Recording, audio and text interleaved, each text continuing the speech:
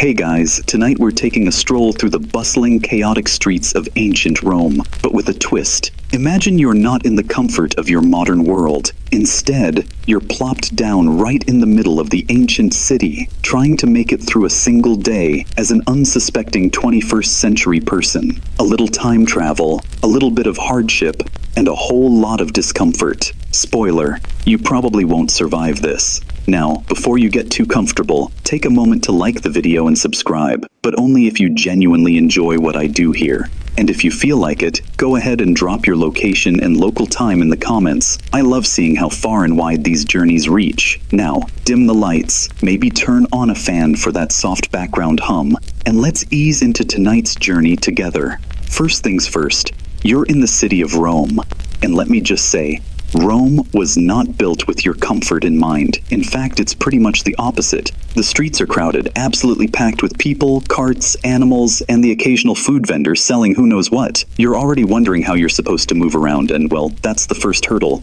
There's no clean sidewalk, no personal space, no order, just an overwhelming, noisy, and sometimes stinky mass of humanity. And let's not forget about the heat. Roman summers were absolutely brutal, even if you didn't have the misfortune of living in one of those small, cramped insulae, apartment buildings that were a breeding ground for disease and discomfort. The sun beats down mercilessly on the cobblestone streets. You don't even get the luxury of shade unless you're standing under an awning, and even then, it's hot, sticky, and downright oppressive. You'll be wishing for just a little breeze, but it's likely you won't find one. The Romans had some clever ways to keep the temperature down, like courtyards with fountains, but those weren't meant for common folk. Oh, and did I mention there's no air conditioning? You might think about slipping into one of the public baths for a bit of relief from the heat, but don't get too comfortable. The real challenge starts now. Surviving a day in ancient Rome might be tougher than you think. Alright, let's talk hygiene, something you definitely won't appreciate if you're used to modern conveniences. Imagine stepping into ancient Rome, where cleanliness is more of a relative term than the refreshing daily rituals you're accustomed to. You might be tempted to head straight to the public baths, a popular place for Romans to relax, socialize, and, supposedly, wash off the grime of daily life. But here's the kicker. You're going to have a lot of mixed feelings about that bath experience. Roman baths were impressive feats of architecture, complete with heated floors, steam rooms, and pools of varying temperatures. In theory, it sounds like a luxurious retreat, right? But here's where the first problem emerges. The public baths were, well, public. And by public, I mean shared by everyone, rich and poor alike, with very little in the way of personal space. The idea of a relaxing, solo soak is pretty much out the window. You'll have to contend with crowds of sweaty, naked strangers, all packed into a humid room with no privacy to speak of. Now, let's get into the nitty-gritty. Hygiene. Public baths didn't quite work the way you might imagine. First of all, Romans didn't have the same understanding of germs that we do today. So while the baths might have looked nice, they weren't necessarily clean. Water wasn't changed frequently, and a lot of the Romans preferred to cleanse themselves with a strigil, a metal scraper used to remove oil, dirt, and sweat. This means that instead of soap and water, your fellow bathers are probably scraping off a fair amount of grime, and then rinsing it all down into the same communal water. So, don't expect a fresh, sanitized bath. What you'll be diving into is a bath that's seen more than its fair share of bodies and body fluids. And let's not forget, this isn't your spa experience. The Romans thought it was normal to spend hours at the baths, moving between hot, cold, and tepid pools, all while chatting with others. But don't get too comfortable. You're still likely to get that lovely, lingering smell of sweat, unwashed bodies, and the remnants of oils and perfumes hanging in the air. By the time you're done, you'll be wishing for the luxury of a modern shower, soap, and some privacy. Historians still argue whether the communal nature of Roman baths helped foster a sense of unity or if it contributed to the spread of disease. While the baths certainly served a social purpose, it's clear that hygiene in ancient Rome wasn't quite as clean as we'd hope. So, good luck surviving a day with ancient Romans and their very unique bathing habits. Now that you've had your public bath experience, trust me, you're definitely ready to move on. Let's talk about something that's probably the last thing you want to face in ancient Rome: the heat. You think the modern summer is bad? That's nothing compared to what awaits you in the Roman city streets. Sure, the Romans had some clever architectural tricks, like the use of narrow streets to create shade, but they didn't exactly have the luxury of fans, air conditioners, or even windows that opened to let in a cool breeze. So, if you thought surviving a scorching day outside would be tough, just wait. The Romans didn't have modern plumbing or climate control. Most houses, especially for common people, were small, cramped, and poorly ventilated. These insulae, apartment buildings, were often made of wood or concrete, with thin walls and no insulation to protect you from the oppressive summer heat. You can almost feel that thick, stifling air hanging over you as you try to sleep in your tiny room. Instead of cooling down at the flick of a switch, you're stuck with heat that won't relent. And even though the Romans had some innovative designs, such as homes built around open courtyards or fountains, these were typically reserved for the wealthier class. For the plebeians, the working class, your home's cooling system is basically the occasional breeze, if you're lucky. But more often than not, you're just dealing with the same heavy, muggy air that refuses to let up. No AC, no fans, just the slow, oppressive crush of heat and humidity. Now you might think, okay, I'll just head to the Forum or get some fresh air in the city. But guess what? That doesn't offer much relief either. The streets are crowded and chaotic, filled with traffic, animals, and merchants hawking their wares. Horses, donkeys, and carts all fight for space, adding more dust and heat to the already unbearable air. You might even encounter a few smells you'd rather not, like raw meat being sold in the market. Or worse, let's just say sanitation was not top of mind. Historians still argue whether the Roman use of public spaces and their urban planning really helped or hindered their ability to survive the summer heat. Did the narrow streets and public spaces provide enough shade and airflow, or did they simply trap heat, creating sweltering conditions? Either way, it's safe to say you'll be longing for the cool, controlled comfort of modern air conditioning, which, spoiler alert, didn't exist in ancient Rome. The heat in ancient Rome didn't just make you uncomfortable, it could make you sick. Without proper ventilation or modern medical understanding, the combination of hot, humid conditions and poor hygiene made cities like Rome perfect breeding grounds for disease. So, while you're already struggling with the heat and lack of comfort, you'll also be worrying about what illnesses might be lurking in the background just waiting to make your life even harder. So while the Romans were undoubtedly tough, living through the relentless heat of summer in ancient Rome, that's a challenge that's harder than any sunburn you're used to, and it's one you might not survive in the long run. Alright, now that you've survived the searing heat and the crowded chaos of the streets, let's move on to the food. You might think that a good meal is the perfect way to end your day, but in ancient Rome, what you ate and how you ate were going to throw you for a loop. While the Romans had a wide variety of foods to choose from, you're going to quickly realize that dining in ancient Rome isn't quite like your modern dinner experiences. You won't be finding any fresh, health-conscious meals at the Roman table. Instead, you're about to dive into a world of unusual, sometimes downright questionable food choices. First, let's talk about bread, the staple of Roman meals. Most Romans ate bread with every meal, but here's the catch. The quality of that bread was usually pretty dismal. For the wealthy, it was made from refined wheat, but for the common folk, it was more likely to be a rough, coarse bread made from grains like barley or oats.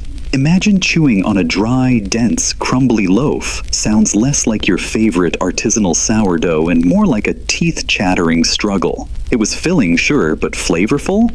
Not really, but bread alone won't make your stomach happy. Romans were big on pulse, which was a kind of porridge made from grains, often served with vegetables or meat. Think of it like a mix of watery gruel and mushy oatmeal. Not exactly a satisfying meal, and definitely not something you'll be rushing to finish. Now, for the better part of your day, you might be eating this with little variety, and it's all washed down with the ever-present Roman wine. But don't expect something refined like a fine Bordeaux. Roman wine was often diluted with water, and sometimes flavored with herbs and spices to mask the taste. Not exactly your go-to happy hour drink. If you're feeling adventurous, you might be offered some fish or meat. But don't get too excited. Meat was a luxury reserved for the wealthy or for special occasions. So if you're part of the working class, you're more likely to be served something less appealing. Romans loved their fish, and many of them would have eaten fish that was fermented, salted, or pickled, which, let's face it, isn't the most appetizing option. If you did get meat, it might come from sheep, goats, or pigs, but not exactly from the best cuts. Stew, anyone?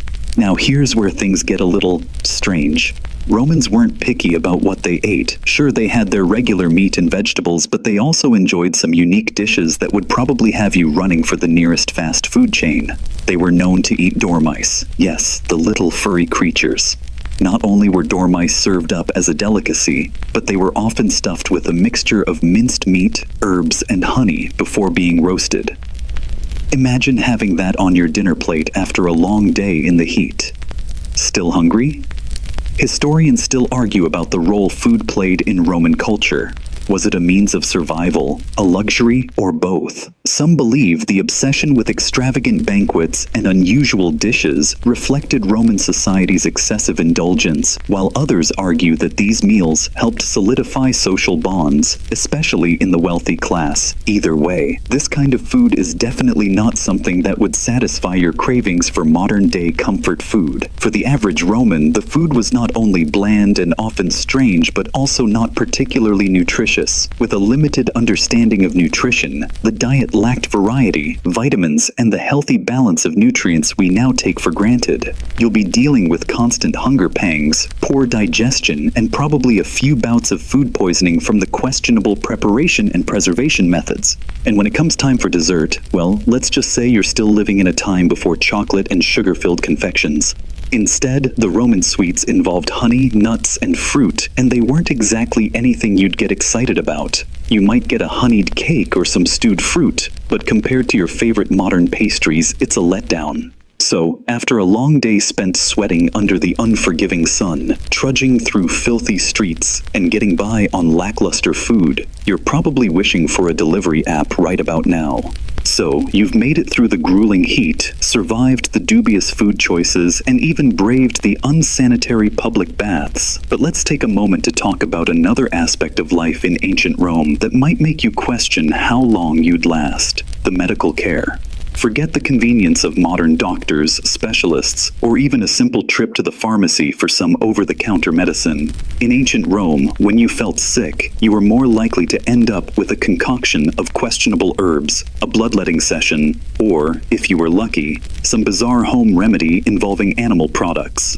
The kind of care you'd receive would make you thankful for the modern health system, or maybe even for the occasional cold remedy you keep stashed away in your kitchen. Let's start with the doctors themselves. They were known as Medici, but they weren't exactly trained in the way you might expect. While some Roman doctors were relatively skilled and could help with basic ailments, there were no standardized medical degrees or certifications, so your physician might have been anyone from a former soldier to a traveling healer who learned a bit about herbal remedies. The truly famous physicians, like Galen, were well regarded, but even their practices were limited by the knowledge of the time. And the treatments? Well, let's just say you might wish you were simply allowed to rest and drink water. If you came down with a fever, you could expect a variety of unhelpful treatments, like being wrapped in hot, damp blankets to sweat it out, or, more unpleasantly, being subjected to bloodletting. Yes, that's right. If you had any ailment, whether it was a cold or something far more serious, the common Roman treatment was to drain your blood. A lot of people believed that your humors, your bodily fluids, needed to be kept in balance for health, so bloodletting was thought to correct this balance. You can probably guess how well that went. Spoiler alert, not very well. And if you didn't die from the treatment, you were left weaker than before. Still, you'd be expected to carry on through your daily life, possibly without the luxury of effective medicine to help you recover. But let's talk about some of the more innovative treatments that would have you shaking your head. If you had a toothache, one popular remedy involved chewing on a piece of garlic. Not for its antibacterial properties, mind you, but because it was believed that the garlic could pull out the bad humors. And if that didn't work, maybe you'd try using mouse liver to soothe the pain. Yes, you heard that right. Mouse liver, ground into a paste and applied to your aching tooth. Modern dentistry, anyone? You're better off sticking to the local pharmacy. Now here's where the Roman fascination with strange remedies took a turn for the bizarre. If you had a stomach issue, you might find yourself guzzling a drink made of vinegar and seawater. Historians still argue whether this was an actual method for treating indigestion, or if it was just another way for Romans to feel like they were doing something smart in the face of an ailment. Either way, that salty, sour concoction sounds like a real treat, doesn't it? And what about the more serious medical issues? Let's say you were injured in battle, and trust me, you're very likely to be injured if you find yourself involved in Roman warfare. You'd be treated with whatever the Medici could manage, which wasn't much. Broken bones? Your best bet would be splinting them with whatever material was available and hoping for the best. If you had a bad wound, you'd probably be given a poultice made from herbs and mud, because, that's basically a band-aid, right?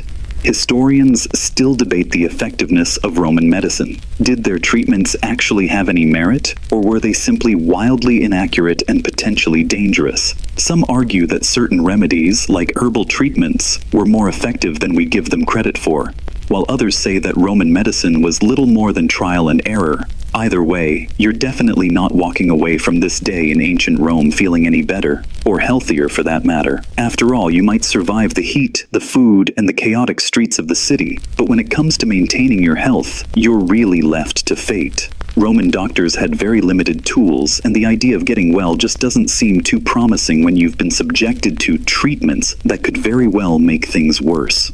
So, don't be too surprised if that fever or cough from earlier takes you down faster than you expected. Survival in ancient Rome was a true test of will, and with the lack of effective medical care, you might not make it through the first day without feeling a little worse for wear. Now that you've made it through the heat, the food, and the questionable medical treatments, let's dive into something else you probably wouldn't survive in ancient Rome: the harsh realities of Roman slavery. Before you get any romanticized notions of gladiators or noble figures in togas, let's take a closer look at how the vast majority of people lived under Roman rule, those who were at the bottom of the social ladder. Slavery was an integral part of Roman society. In fact, slaves made up a significant portion of the population.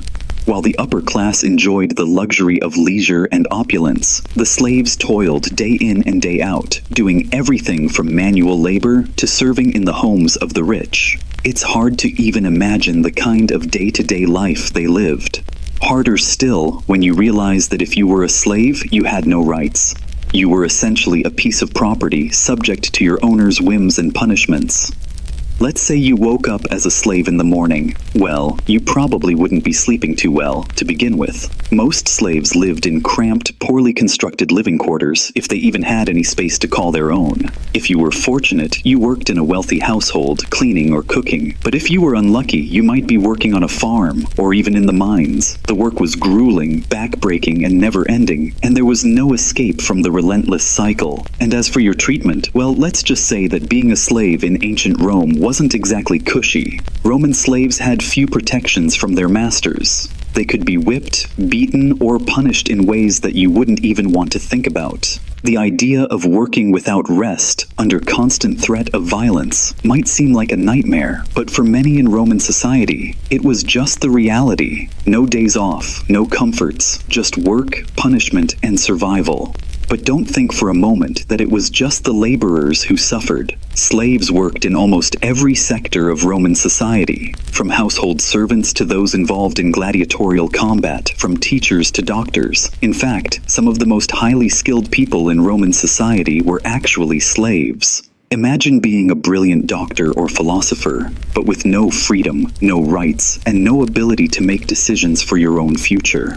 You might have the education and talent to thrive in a different world, but in ancient Rome, your worth was tied to your ability to serve. Historians still argue whether the treatment of slaves in Rome was universally brutal, or if some masters treated their slaves better than others. While it's true that some masters may have provided more comfortable living conditions for their slaves, particularly those in educated or artistic roles, there's no denying that slavery in ancient Rome was an institution that perpetuated systemic suffering.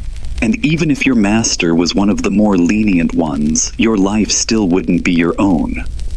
Let's not forget that many slaves were also subjected to the horrors of gladiatorial combat.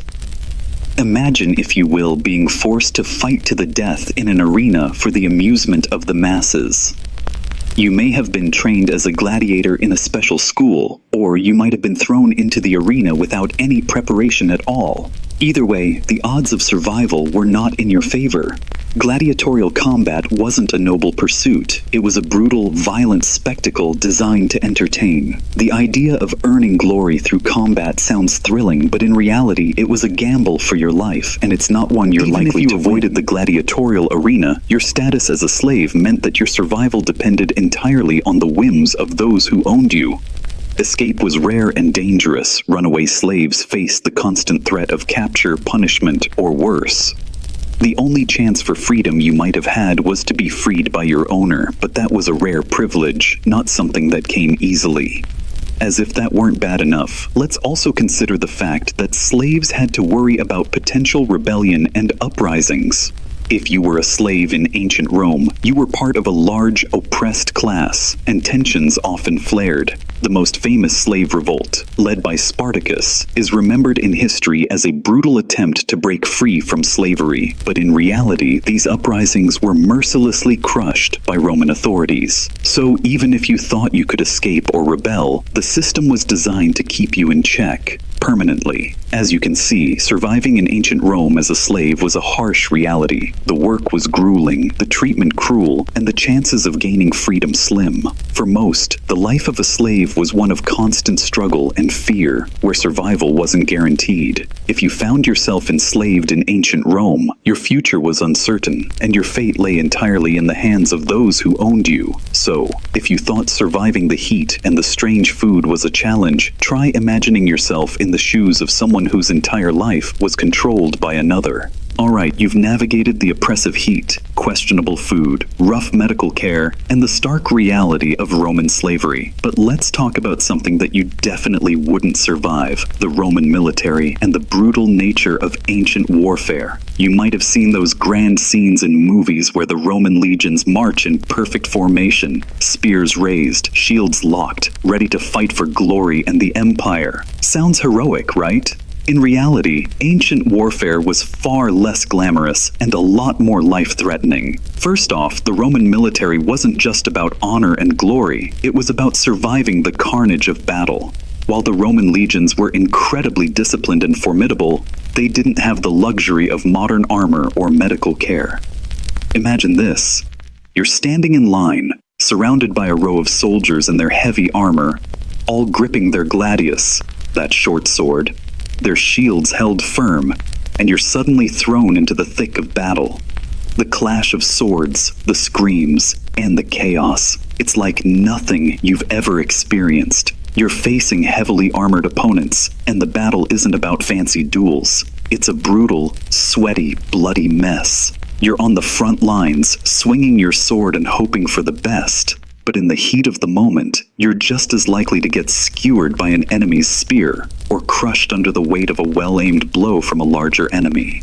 If you don't die in the chaos, you're just as likely to get injured, wounded by arrows, spears, or the deadly thrust of a sword. That wound you suffer, well, with the limited medical care available, there's a pretty good chance it'll get infected, and you'll die slowly from blood loss or a festering wound. And what if you make it through a battle without getting injured or killed? Congratulations, you're a survivor, for now. But being part of the Roman army didn't just mean fighting in battles, it also meant grueling, punishing training, designed to break you down mentally and physically. Roman soldiers went through intense drills, marching for miles with their heavy armor and weapons. The training was brutal, and soldiers had to endure long stretches of harsh conditions. There were no comfortable beds or modern comforts. You slept in tents or on the ground, always on the move and constantly ready for the next fight. Your daily routine wasn't about relaxing, it was about pushing yourself to the limit. Historians still debate whether the rigorous military training contributed more to the success of the Roman Empire than their actual combat tactics. Did the strength of the Roman army lie in their ability to endure hardship and work as a unified machine, or was it more about their superior weapons and strategies? Either way, surviving in the Roman army meant constant physical pain and the ever-present threat of death. The most terrifying part? The Roman military wasn't just about battling other armies, it was also about the discipline within the ranks. If a soldier failed to meet expectations or disobeyed orders, the punishment was severe, and I mean severe. Roman soldiers could face execution, brutal beatings, or, in extreme cases, being executed by their fellow soldiers. One of the harshest forms of punishment was the concept of decimation. If a legion was deemed to have been cowardly in battle, 1 out of every 10 soldiers could be selected to be executed by their comrades. Imagine the terror of standing in line knowing that your life could be over at the hands of those who were once your comrades. This harsh discipline extended to soldiers who deserted their posts too. In the Roman army, a soldier abandoning their post during battle was considered a grave offense. You weren't just letting down your comrades, you were betraying the empire. The punishment for desertion? Death, often by being hunted down and executed by your fellow soldiers. And if you think running away was an easy way out, think again. The Roman military was incredibly effective at tracking deserters and ensuring they paid the ultimate price for their betrayal. And what about battlefield tactics? The Romans were known for their meticulous formations and structured fighting style. Their famous testudo formation, where soldiers would align their shields to form a nearly impenetrable wall, was an impressive tactic, but it also meant constant, precise coordination in battle. If you didn't hold your position, even for a second, the entire formation could collapse, leaving you open to attack. The pressure to stay in line, to perform without fail, meant that soldiers were constantly pushed to their physical and mental limits. One wrong move, and you might find yourself on the receiving end of a fatal strike. Historians often argue whether the success of the Roman Empire was more about their highly disciplined military or the strategic brilliance of their generals. Regardless of the debate, one thing is clear. If you were a soldier in ancient Rome, survival was not a guarantee. The violence, the physical toll, the brutal discipline, and the constant threat of death, these were all parts of life in the Roman military. To even survive a day in the Roman army would require more than just courage. It would require a level of endurance and fortitude that most of us simply wouldn't have. In fact, you might have been one of the first to collapse under the pressure. Think about it. You're marching for miles in full armor under the burning sun. Your body is aching from the constant drills, and you know that any battle could be your last. And after all that, you're left with only one thing to rely on: your fellow soldiers. One misstep, one failure to fall in line, and you're out, permanently. So, as you try to catch your breath in this ancient world, remember this: you're facing an empire where life is cheap, and every day is a battle, whether you're fighting on the front lines or just trying to survive the harsh realities of the Roman military. Alright, you've made it through the oppressive heat, the questionable food, the chaotic public baths, and the brutal world of Roman military life. But here's something that's going to make you rethink how long you'd last. Roman social class. In ancient Rome, you weren't just judged by your wealth or status, you were judged by your place in a rigid and unforgiving social hierarchy. And my friend, if you're not part of the elite, it's going to be a tough time for you. Let's start with the most coveted class, the patricians. These were the wealthy, aristocratic families who controlled Rome's political and military power. If you were lucky enough to be born into this class, life was about as comfortable as you could expect in ancient times. You had access to the best food, the finest clothes, and, most importantly, power. As a patrician, you could dictate Roman politics and enjoy the luxury of living in a well-built villa, complete with running water and lavish feasts. Your day-to-day life involved managing estates, attending social gatherings, and giving orders to slaves, which, we already know, isn't exactly something you'd want to be doing. But that's only if you were born into this elite circle. If you weren't born into a patrician family, well, life gets a lot more complicated. Enter the plebeians, the common people of Rome. And if you thought life in ancient Rome would be all sunshine and toga parties after a few hours in the sun, think again.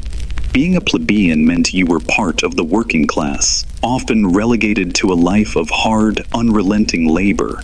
You're looking at long days spent working in the fields, in workshops, or doing manual labor in the city. And that, of course, was on top of trying to survive the brutal conditions of Roman life, like constant exposure to the elements, poor food quality, and the threat of disease.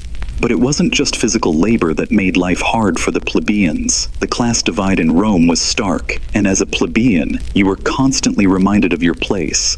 Roman society was obsessed with status, and your social rank dictated everything, from where you lived to who you interacted with to your level of access to food and basic necessities. Don't think you'll ever be invited to one of those lavish feasts with the patricians. If you're lucky, you might catch a glimpse of them during a public spectacle, but it's all them and you. You'd never be considered an equal. The most frustrating part? If you were a plebeian and wanted to move up, it wasn't just a matter of hard work or ambition. You were stuck in a social system that rarely allowed upward mobility. The political system, designed to keep the plebeians in their place, ensured that the elites controlled everything. No matter how hard you worked, no matter how much you strived, your chances of becoming a patrician were virtually non-existent. The only way to improve your status was by marrying into a higher social class or by gaining the favor of a powerful patron who might elevate you. But even then, you weren't really considered a true part of the elite. The upper classes saw you as a tool or a means to an end, not as a real respected member of their social circle. Your chances of success were slim, and your life was spent toiling away for little reward. Historians still argue whether Rome's class system made it more resilient or ultimately led to its downfall. On one hand, it allowed the wealthy and powerful to maintain a strong hold over Roman society, creating stability through hierarchy. On the other hand, the system bred resentment, especially among the plebeians, who felt oppressed by a ruling elite. This tension between the classes eventually gave rise to political movements like the Gracchi brothers, who tried to redistribute land and wealth to the common people, and the rise of populist leaders like Julius Caesar. While these movements offered brief glimpses of hope for the plebeians, they also resulted in violence, conflict, and eventually the fall of the Roman Republic itself. Let's face it, if you found yourself as a plebeian in ancient Rome, your chances of surviving, thriving, or moving up in the world were slim. The social system worked tirelessly to ensure that the rich stayed rich and the poor stayed poor. And even though the plebeians could gain some small victories through protests or political maneuvering, they were never truly in control of their own destinies. Their lives were at the mercy of the whims of the elites, and any small misstep could result in them losing even the modest comfort they had. So, after a long day of battling heat, poor food, hard labor, and limited opportunities, you'd find yourself stuck in the social web of ancient Rome, unable to escape your class, with the ever-present reminder that survival and success were often just out of reach. The elite had power, wealth, and control, while you, as a plebeian, were forced to struggle in a system that kept you tethered to the bottom. You've already survived the crushing heat, questionable food, unbearable medical care, and the rigid class system of ancient Rome. But here's the real kicker: death. And no, it's not just the inevitable result of the harsh conditions, though those certainly don't help. Life expectancy in ancient Rome was short. Really short, especially for common people. If you managed to survive your childhood, you were lucky, but you'd still be fighting against a constant backdrop of disease, violent conflict, and brutal treatment. That long life you're hoping for, you can forget about it in ancient Rome. Let's talk about disease first, because it was your constant companion in ancient Rome. The Romans didn't have the germ theory of disease, and their sanitation systems, while impressive for their time, were not up to modern standards. Sure, they had aqueducts bringing fresh water to the city and sewage systems, but those were far from foolproof. Public latrines might have been a social gathering spot for some, but they weren't the cleanest or safest places to relieve yourself. These public facilities, with their shared sponges instead of toilet paper, yikes, were breeding grounds for disease. And waterborne illnesses, they were a big deal. Drinking from contaminated water sources or bathing in the same water that carried waste. Not ideal for your survival. But the fun doesn't stop there. Roman cities were crowded, often poorly ventilated, and brimming with people who were constantly coming into contact with each other, exchanging everything from germs to lice to infections. The Romans didn't understand how diseases spread, so they relied on ineffective methods like incense or offerings to gods to ward off illnesses. These practices were far from helpful, but they were just part of daily life. Imagine yourself walking the streets of Rome, constantly exposed to the potential for diseases like malaria, tuberculosis, and typhoid fever. People didn't live in houses that were particularly clean, and hygiene wasn't anywhere near the level we expect today. People frequently walked barefoot, often in the muck and filth of the city's streets, so infections were a real concern, and many individuals succumbed to diseases like these. Historians still argue about how much of a role disease played in the fall of the Roman Empire. Some suggest that plagues, like the Antonine Plague, which wiped out a large portion of the population, contributed heavily to the empire's decline. But even if the plagues didn't directly cause Rome's fall, there's no denying the toll that disease took on the population. The average Roman didn't live to see their 40th birthday, and if they did, they were likely suffering from chronic health issues brought on by bad food, bad water, and bad medical care. If you didn't die from disease, your chances of meeting an early demise could come at the hands of the Roman military, or worse, during public executions. The Romans were well known for their brutal punishments, and if you were unlucky enough to cross the wrong person or break the wrong law, you'd be facing the consequences. The most common punishments for crimes were whipping, forced labor, or execution. And when it came to execution, things were less about swift justice and more about making a statement. Crucifixion was one of the most dreaded forms of punishment. It was long, painful, and public, designed to send a message to anyone thinking about stepping out of line. There was also the infamous damnatio ad bestias, where criminals were thrown into the arena to be killed by wild animals for the entertainment of the Roman masses. Execution wasn't reserved only for criminals either. Gladiators, many of whom were slaves or prisoners of war, were forced to fight to the death in the Colosseum for the amusement of the crowds. You might think of gladiatorial combat as a heroic, even noble pursuit, but in reality, it was just a brutal, unforgiving spectacle where survival was rare. And if you weren't lucky enough to be a gladiator, there were always the venationes, the animal hunts, where men were pitted against fierce beasts in a deadly contest. Those battles, they didn't end well for most participants. Historians still argue whether the spectacle of violence, like gladiatorial games, was a necessary part of Roman culture to maintain control and entertain the public, or if it was simply a manifestation of the empire's inherent cruelty. One thing's for sure, death in ancient Rome was not a peaceful or dignified affair. Whether it came from disease, war, or the entertainment of the masses, it was almost always a violent, messy end. If you somehow dodged the diseases, stayed out of the gladiatorial games, and avoided making your way onto the wrong side of the law, there was still one thing you couldn't avoid: old age. But even this wasn't kind. You might live long enough to see the latter years of your life, but without modern medicine, an aging Roman could expect nothing but suffering. The average person didn't get to retire peacefully. They worked until they couldn't anymore, likely dealing with the debilitating effects of arthritis, gout, or other age-related ailments. And if you couldn't work, you'd likely be living in poverty, unless you had wealthy family members willing to care for you, which many didn't. Death wasn't just an end in ancient Rome. It was an omnipresent force, something that hovered over you all your life, no matter your status. In fact, death was such a common part of life that the Romans regularly held elaborate funerals and public mourning rituals. They even built elaborate tombs and monuments to commemorate their loved ones, as if to say, "We know we won't survive this." The harsh reality of mortality was ever present, from childhood through to your final moments. So, surviving in ancient Rome wasn't just a matter of braving the heat, food, and medical care. It was about navigating a world where death was always waiting around the corner, whether from disease, punishment, or the natural course of life. Now that you've survived the unforgiving heat, the odd food, brutal medical care, and the looming threat of death in ancient Rome, let's explore another aspect of Roman life that would make survival near impossible for someone from the 21st century: Roman entertainment.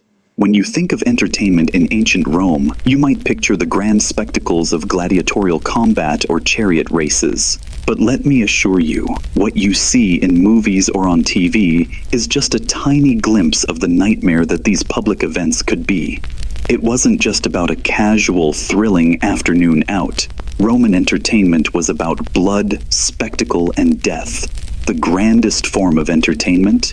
The infamous gladiatorial games where slaves, prisoners, and even free men were forced to fight to the death for the amusement of the public. Gladiators weren't chosen for their skill or courage. No, many of them were captured during war, condemned criminals, or poor souls sold into this brutal life of fighting for their survival. If you think that sounds like a horrifying way to spend your day, you'd be right. But let's delve deeper into what this experience was really like. First, imagine being shoved into a grand arena, a massive stone structure like the Colosseum, where thousands of Romans would gather to cheer, jeer, and bet on the life or death struggles taking place before them. You're no longer a person, you're a tool for the crowd's entertainment. The roar of the crowd, the gleam of blood in the sand, the heat of battle, and the fear of dying in front of thousands of people would break most of us. But this was everyday life for the gladiators. And if you somehow survived enough battles to win your freedom, which was a big if, you'd find yourself left with long-term injuries, permanent trauma, and little chance of ever leading a normal life. If you weren't a gladiator, then perhaps you'd find yourself a spectator in the stands. But even as a viewer, your experience wouldn't be quite as carefree as you might expect. The gladiatorial games weren't just about fighting, they were about public execution and a brutal display of power. Criminals were often sentenced to be thrown into the arena to face not only gladiators, but wild animals, all in a twisted show of punishment for their crimes. If you were unlucky enough to be sentenced to damnatio ad bestias, condemnation to beasts, you would find yourself pitted against hungry lions or bears. Your fate? To be torn apart in front of an excited, cheering crowd. And the worst part? This wasn't just a rare occurrence. It was a regular part of Roman life. Public executions were held frequently, making it all the more likely that you'd either witness or be subjected to such horrific spectacles. But let's shift gears, because Roman entertainment wasn't all about gruesome combat. Sometimes, Romans loved their chariot races. The Circus Maximus was the grand stadium where these high-speed, chariot-drawn contests took place, and like the gladiatorial games, they were much more than innocent fun. The chariot races were intense, with drivers racing at breakneck speeds, risking everything just for the chance to win glory, and some serious prize money. But here's the thing. These races were also dangerous. Chariots could collide, horses could go wild, and competitors often ended up seriously injured, or worse. Imagine the thrills and excitement of watching a high-speed, potentially deadly race with spectators shouting and placing bets as the chariots zoomed by.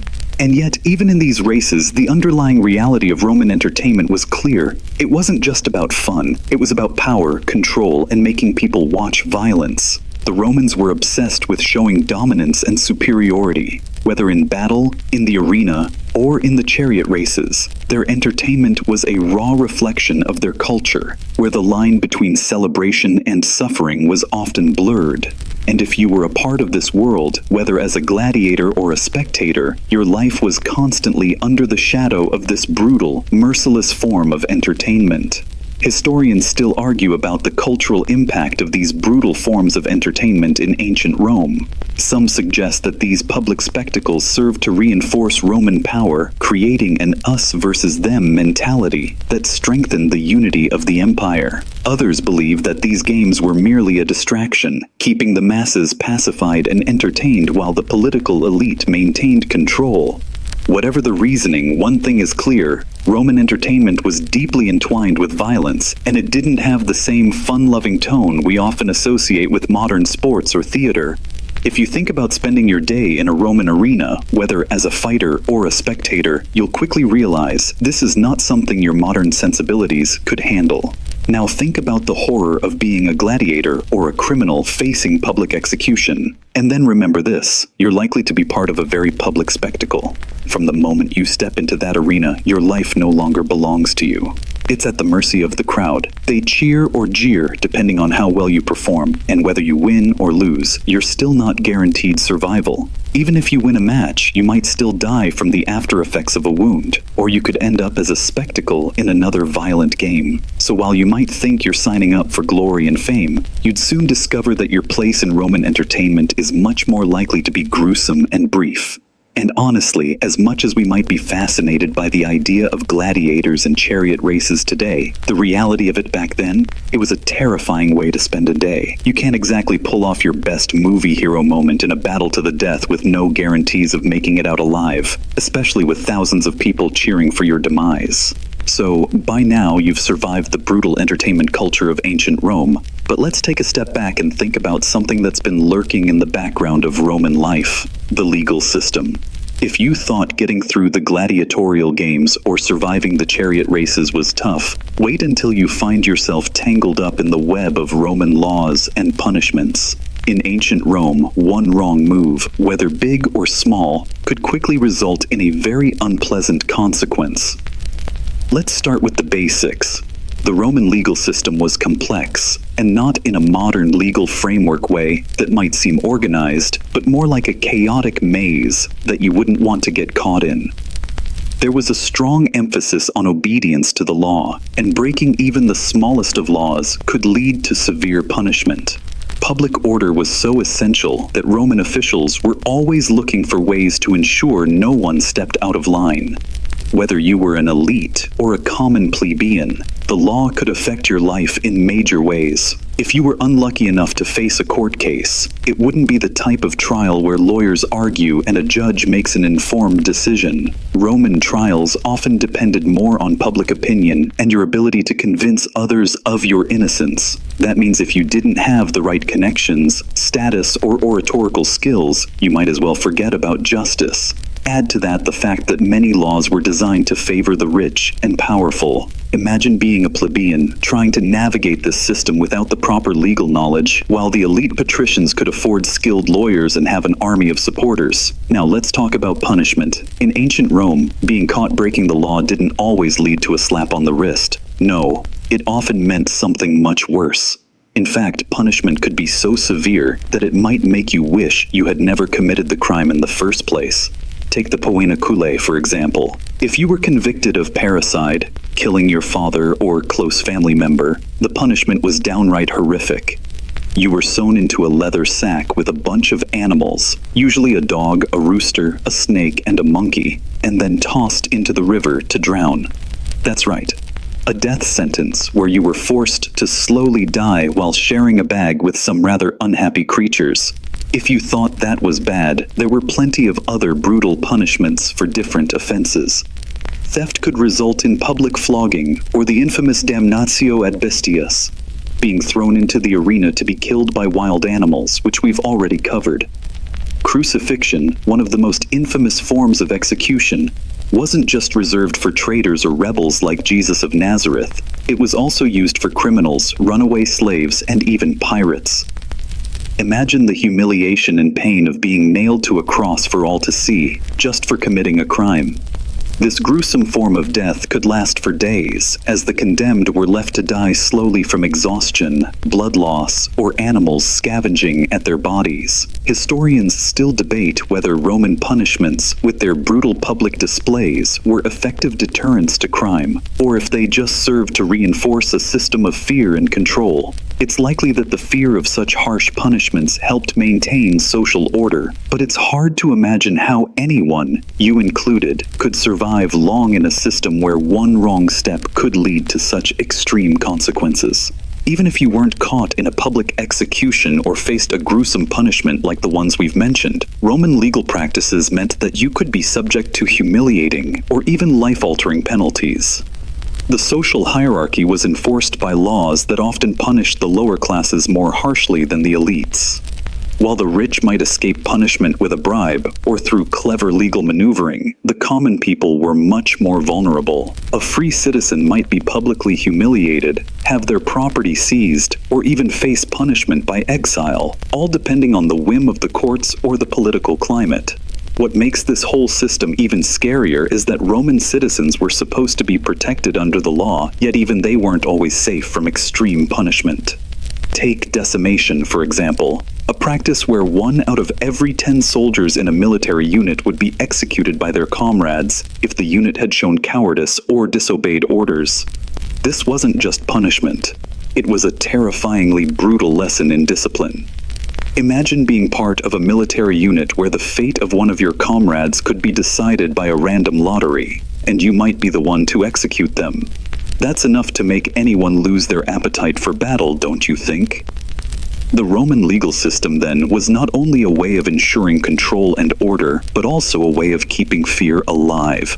The constant threat of punishment and public humiliation created a society where people were always walking on eggshells, trying to stay on the right side of the law, or at least the side that wouldn't get them thrown into the arena to fight for their lives.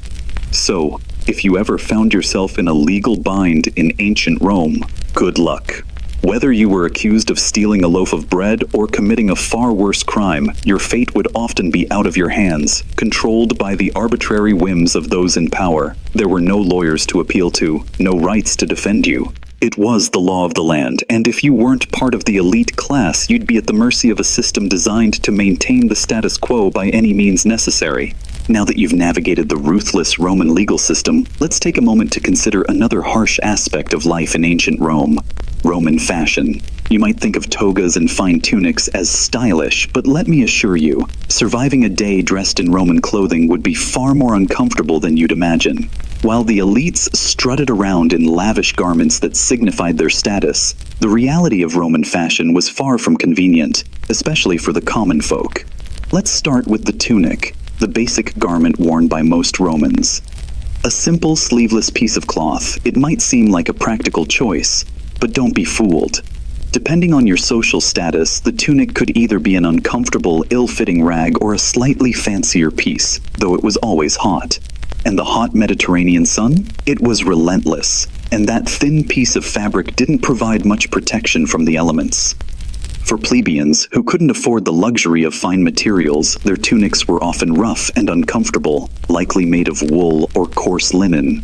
If you're used to the breathable fabrics we enjoy today, you'd quickly find yourself sweating through this less than ideal attire. Now for the elite, Roman fashion was about status and power. The toga, that iconic symbol of Roman wealth and authority, was anything but comfortable. If you were lucky enough to be a wealthy Roman citizen, you might be wearing a toga with a purple border to show off your prestige. Purple dye was expensive and reserved for the highest echelons of society, so your toga would be a clear sign to everyone around you that you were important. But let's talk about the practicality of this garment. The toga was not something you simply threw on in the morning. It required a whole process to wear, and if you didn't know how to properly drape it, you'd end up looking like a disheveled mess. The fabric was heavy and could be downright suffocating in the heat. Not only that, but togas were tricky to keep in place and often required assistance from a servant to put on and adjust. Imagine having to adjust your fancy toga while you're sweating through a long day in a hot, crowded city. Not exactly the breezy, effortless look that modern fashion promises. But wait, the discomfort doesn't end there. In addition to the tunic or toga, Roman footwear was equally problematic. The Romans were not known for their comfortable shoes.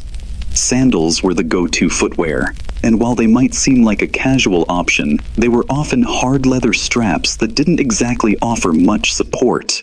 For the working class, shoes were rudimentary, and many Romans spent long hours walking barefoot on the uneven, rough cobblestone streets of the city. If you think about how sore your feet get after a long day, imagine how it would feel walking around in uncomfortable sandals on the uneven streets of ancient Rome, surrounded by the heat, dirt, and grime. A day out would probably leave you with blisters and aching feet. Historians still debate whether Roman fashion was purely a matter of status or if it served other practical purposes, like protecting from the elements or signifying Roman identity. Some argue that the toga, for example, was meant to be an all-encompassing garment that symbolized Roman citizenship and unity. Others suggest that Roman fashion, with its focus on formality and structure, was designed to reinforce the idea that order and discipline were core elements of Roman identity. Either way, the bottom line is clear. Surviving a day in ancient Rome would involve more than just navigating the city and food. You'd be expected to endure the discomfort of clothing that wasn't designed for ease but for symbolism. And let's not forget about the perfumes and fragrances Romans used to mask the odors of their daily lives. If you think the smell of modern-day cologne is strong, you haven't experienced the overpowering concoctions of oils and perfumes used by the wealthy. Roman perfumes were made from exotic ingredients like spices, flowers, and even animal products. The rich would often bathe in these scents, layering them on thick to exude an aura of luxury and nobility. The scent of a Roman elite was as important as their fashion. It was all about signaling wealth and power. But if you were a plebeian, the luxury of these fragrances would be out of reach. Instead, you'd probably be left smelling a mix of sweat, dirt, and whatever food you were handling that day. In the end, fashion in ancient Rome wasn't about comfort. It was about making a statement. And for you, a modern-day individual thrust into this world, trying to survive a day in this uncomfortable, often oppressive attire, would be a test of endurance. You'd quickly long for the ease of modern clothing, with its breathable fabrics and flexible styles. It might look elegant in the movies, but in reality, Roman fashion would have you sweating, shifting, and regretting every minute you spent trying to look the part. So, while the elite strutted around in their togas and tunics, you'd be stuck in the heat, trying to figure out how to stay cool, or at least get through the day without fainting under the weight of it all. As if the grueling clothing, the scorching heat, and the constant threat of disease weren't enough, let's talk about something else that would make survival in ancient Rome nearly impossible for a modern person: Roman religion. You may be thinking, the gods of ancient Rome, how nice, a little spiritual peace to help me through the day. But hold up. Before you start thinking about leisurely temple visits and relaxing prayers, you might want to reconsider. Roman religion wasn't about personal spirituality or introspection. It was about ritual, obligation, and the fear of divine retribution. Let's start with the most important fact about Roman religion. It wasn't optional. Whether you were a patrician, a plebeian, or even a slave, you had to participate in Roman religious practices. There was no, "I'm not really into this whole polytheistic thing" in ancient Rome. The Romans believed that the gods directly influenced the fate of the state and its people. If the gods were angry, it meant bad things were going to happen, and you didn't want to be caught on the wrong side of that divine wrath. Earthquakes, floods, or military defeats were often seen as signs that the gods were displeased. So, you had to keep the gods happy to ensure your survival, and that of the entire empire. You might start your day by offering prayers to a variety of gods and spirits. There were gods for everything, from Jupiter, the king of the gods, to Vesta, the goddess of the hearth, to even household deities like the Lares and Penates. You'd be expected to make daily offerings at home, perform sacrifices, and participate in festivals, often in the most formal of ways. This wasn't the quiet, reflective kind of religious observance you might be used to. No, this was about following exact rituals and ceremonies to make sure everything stayed in balance. And if you got any of these rituals wrong, well, it could bring about serious consequences, like angering the gods and inviting bad luck upon your entire family. Speaking of sacrifices, let's talk about what that entailed. You might be thinking about small offerings of food or wine, but in ancient Rome, sacrifices were often bloody. Animal sacrifices such as bulls, pigs, and even goats were common. The priest would ritually slaughter the animal, sometimes in a public ceremony, and offer the blood and meat to the gods. It was thought that by giving the gods the most valuable parts of an animal, its life, they would bless the community in return. As a Roman, if you didn't participate, or if you didn't show the proper respect during the ritual, you'd be risking divine anger, and nobody wanted that. But it wasn't just about sacrificing animals in a well-ordered temple setting. There were also the ludi, games.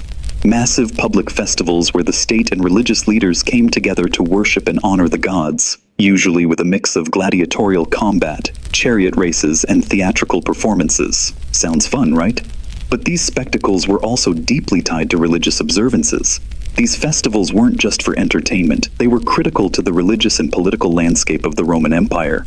If you didn't attend or contribute in some way, it was seen as disrespectful. As much as you might long to avoid the violence of gladiatorial combat, you were expected to endure these events as part of your duty to the state and the gods. For the average Roman, religious observance wasn't just something you did when it was convenient, it was a major part of your daily routine, and it wasn't something you could take lightly. If you messed up a ritual, or neglected the gods in any way, you'd be risking more than just social embarrassment. You were risking the safety and prosperity of the entire community. And considering how superstitious Romans were, you'd have to be on your best behavior at all times. Even something as simple as failing to properly clean the altar or spilling wine during a ritual could invite a bad omen. Imagine trying to get through your day while worrying about everything you say and do. It's exhausting. Historians still argue about how much Roman religion influenced the day-to-day lives of common citizens versus the elite. While the patricians certainly had access to lavish temple ceremonies, sacrifices, and religious feasts, the common people were expected to uphold religious obligations just as strictly. No one was exempt from participating, no matter your social status. Religion was the glue that held Roman society together, and it could be just as suffocating as it was sacred. Now, let's add another layer of complexity: the mystery religions. While Roman official religion was focused on public rituals and sacrifices, the rise of mystery cults during the later years of the Republic and Empire brought in secretive, often exclusive religious practices. These cults, like the worship of Mithras or the cult of Isis, offered initiation rites and a sense of personal connection to the divine. They promised something more intimate than the public rituals of Roman state religion. If you were lucky enough to be part of one of these secretive cults, you could gain personal favor with a god, but you'd have to perform specific rites and rituals in absolute secrecy or risk the wrath of both the gods and the religious community. If you thought dealing with the public religious expectations of Roman society was tough, imagine having to constantly balance your role in both the state religion and a secretive cult. Would you survive the pressure to perform every religious obligation perfectly? Would you endure the stress of knowing that any small slip-up might cost you your life, or worse, the prosperity of Rome itself? As a modern-day person, surviving a day in ancient Rome means not just dodging gladiators and dangerous diseases, but also navigating an exhausting and demanding system of religious obligations that were essential for the survival of your community. No casual spirituality here. This was a full-time commitment to the gods, with everything you did tied to rituals, sacrifices, and the ever-present fear of angering the divine.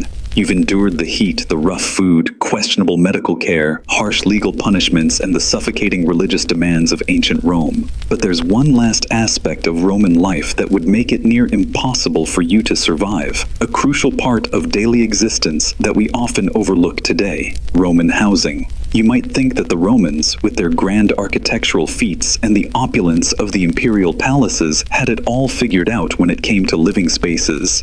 But unless you were one of the ultra-wealthy, your experience living in ancient Rome would be anything but comfortable. First off, let's talk about where you'd be living. If you were part of the working class or a plebeian, your home would likely be in an insula, a multi-story apartment building made of wood, brick, and sometimes concrete. These buildings were often overcrowded and poorly constructed, with no consideration for comfort or privacy. Insula were built quickly to house the rapidly growing urban population of Rome, and they weren't built to last. The top floors of these apartment buildings were especially bad, with little ventilation, limited access to light, and thin, crumbling walls. You'd be living with minimal space and even less personal comfort. Think small, cramped rooms, shared with others, or possibly shared with the occasional rat or cockroach. Now imagine yourself climbing up narrow, steep stairs in a building with no modern plumbing, no central heating, and little space to move. And if you thought the top floor was the worst, the ground floor wasn't any better. These buildings were packed tightly together, creating a labyrinth of narrow hallways and even narrower living spaces. You'd be breathing in the smells from the street, the food markets, and the cesspools of waste that the Roman sanitation system couldn't handle. At night, the noise from the street below would keep you up, And if you were unlucky enough to live in a building with shared walls, you'd be dealing with the constant buzz of neighbors, everyone trying to make a living in the city that never slept. As if this wasn't enough, let's talk about safety. These insulae, made of wood and poor quality brick, were prone to fires. Without modern firefighting systems or fire codes, a single spark could easily lead to the entire building going up in flames. The fire was an ever-present threat in Roman cities, particularly in the slums where people were living in such close quarters. Imagine living every day with the constant anxiety that your entire life might be destroyed by a fire, and the chances of escape were slim. But what about the wealthier Romans? Surely they lived in something better, right? Well, the houses of the elite, called domus, were indeed more spacious and well-constructed, but even these homes had their share of flaws. While a wealthy Roman might enjoy a beautiful villa with frescoes, mosaics, and an open courtyard, even these grand residences weren't immune to the difficulties of Roman life. For one, the air in Roman homes was stifling. The lack of modern windows meant there were limited ways to cool down or ventilate a space. You'd rely on the occasional breeze, but that could be hard to come by when you lived in a walled city, and summers could be unbearable. And the floors? If you were wealthy enough to have a domus, your floors might be decorated with intricate mosaics, but they were often made of stone, which only made things colder in the winter. No heating systems to speak of, and only the occasional brazier or open fire to warm things up, leaving you with cold, drafty rooms most of the year. If you were unlucky enough to have a guest who needed a place to stay, they'd probably be sleeping in your atrium, a common area where space was limited and privacy was practically non-existent. Now, imagine trying to sleep at night in one of these homes, whether in the cramped insula or the grander domus. Without modern bedding or even basic pillows, you'd have to make do with what was available. The wealthy had comfortable cushions and linens, but the plebeians were stuck with simple, rough blankets and mats on the floor. There was no such thing as a mattress designed to support your back, so expect a very restless night. Historians still argue about how much Roman housing actually contributed to the daily struggles of the lower classes. Some believe the design of the insulae was a result of Roman engineering ingenuity, given the demands of urbanization, while others argue it reflects a society that was deeply divided. The poor lived in uncomfortable, dangerous conditions, while the rich enjoyed luxury that was out of reach for the majority. Either way, the difference between the homes of the upper and lower classes was vast, and the common person's living situation was far from ideal. But even for the elites, surviving in ancient Rome's housing situation wouldn't be without discomfort. You may have a beautiful villa, but you'd still have to contend with the lack of privacy, poor air circulation, and inadequate sanitation. The Romans had public latrines, but these were hardly private. And if you lived in a domus, your personal bathroom situation likely left much to be desired. Without modern plumbing or showers, keeping clean in a Roman house was a constant challenge. So, you might think that living in ancient Rome could be about enduring a bit of discomfort. But when you add together the lack of privacy, poor hygiene, overcrowded conditions, and the constant threat of fire, you'd quickly realize that even the most privileged members of society weren't exactly living the kind of cushy, carefree life we're accustomed to today. The reality is that your survival in ancient Rome would be constantly at odds with your living conditions, no matter how hard you tried to make it work. Between your cramped living space, the smells, the overcrowding, and the looming danger of fire, you'd soon find yourself longing for the comfort and ease of modern life. As you trudge through the dirt streets, suffer through the cramped quarters of Roman housing, and grapple with the unforgiving nature of Roman society, let's bring it all together with a final, chilling reality: the sheer unpredictability of life in ancient Rome.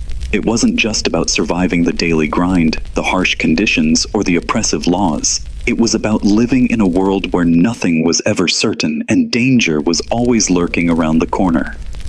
One of the most difficult aspects of surviving in ancient Rome was the lack of control over your own life. If you were a common citizen, you had very little say in what happened to you. Everything from your social status, your employment, your health, and even your life was determined by forces far beyond your control. A sudden change in the political climate, the onset of a deadly disease, or even the whims of a cruel ruler could change everything in an instant. And don't even get started on the Roman emperors. These men, who were theoretically supposed to embody the ideals of Roman power, were more often than not completely unpredictable. They could be merciful one day and brutal the next. They could elevate you to the highest ranks one minute and have you thrown to the lions the next. Take Caligula, for example, one of the most infamous emperors. He was known for his extreme cruelty, making capricious decisions that would affect everyone under his rule. From extravagant spending sprees to senseless executions, you never knew when the emperor might target you, whether you were a soldier, a politician, or just an average Roman citizen.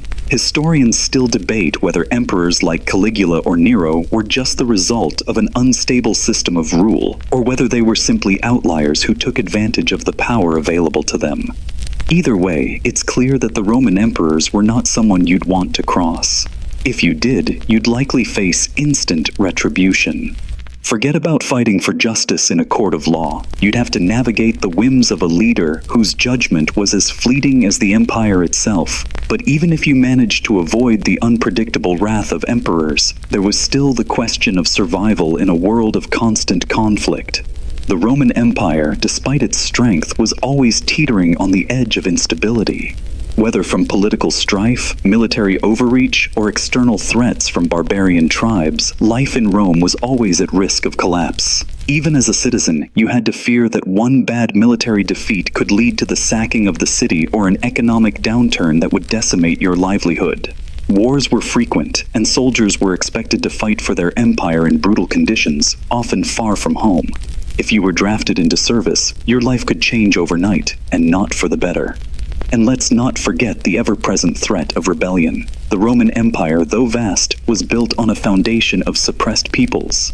Conquered territories constantly threatened to revolt, and even Roman citizens were subject to the instability that came with class struggles. You never knew if a revolt or uprising would suddenly erupt, leading to chaos on the streets. The most famous example of this is the Year of the Four Emperors in 69 CE. When political instability led to chaos, and 4 different emperors claimed the throne in a matter of months. If you were in the middle of that, you were left at the mercy of the political winds. So, while you might think you're surviving Roman life with all its discomforts, the reality is that you're never truly in control. Your survival depends on factors you can't predict or manage. Whether it's the political whims of the emperor, the ever-present threat of disease, the danger of foreign invasion, or even a simple accident that could lead to a lifetime of misery or an early death. The Romans lived in a world where security and stability were luxuries, and even the most powerful could fall in an instant. In the end, life in ancient Rome was a brutal test of endurance, and for most people it wasn't about thriving, it was about surviving. From the moment you woke up in your cramped, hot apartment to the moment you fell asleep, exhausted from the day's hardships, you were just one misstep away from disaster. You could live your life in constant fear, hoping you wouldn't get caught up in the whirlwind of violence, disease, or political collapse. And while the Romans may have been incredibly resilient, it's hard to imagine anyone from the modern world being able to truly thrive in such a harsh, unpredictable society. So, as you drift off to sleep tonight, perhaps you can appreciate the luxuries of modern life, the comfort of your own bed, the security of a stable society, and the fact that, at least in our world, you're not one bad stroke of fate away from a brutal end at the hands of an emperor or a Roman legion. Sweet dreams, and thank your lucky stars you're not living in ancient Rome.